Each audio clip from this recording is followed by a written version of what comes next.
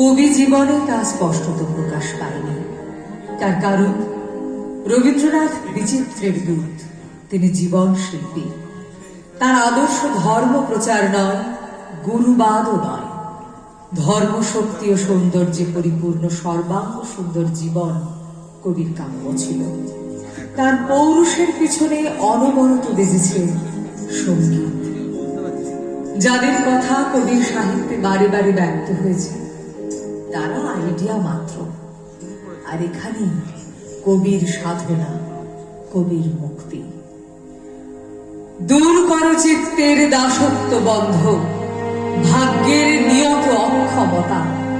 দূর করো মূঢ়তায় অযোগ্যের পদে মানব মর্যাদা বিসর্জন। নিষ্ঠুর আঘাতে নিঃসংকোচে।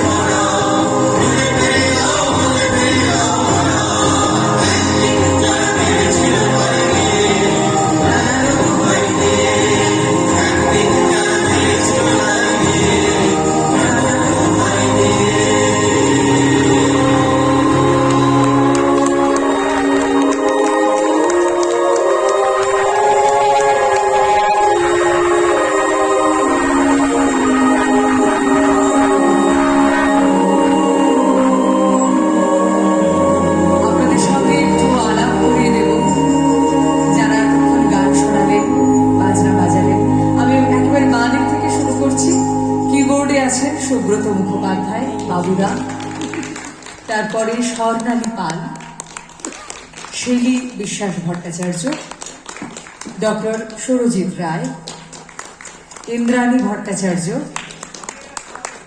অদিতি গুপ্ত, শুভাশিস মজুমদার, অঞ্জন বন্দ্যোপাধ্যায়, অমিত রঞ্জন রায়, আমি সুদীপ্তা মুখোপাধ্যায়।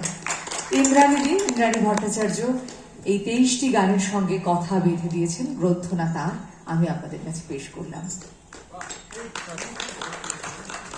অত্যন্ত ভালো শব্দ প্রক্ষেপণ, শিশির মঞ্চের সাউন্ড নিয়ে আমরা খুব নিশ্চিন্ত ছিলাম। ওনারা আবার প্রমাণ করলেন, খুব সহযোগিতা পেয়েছি।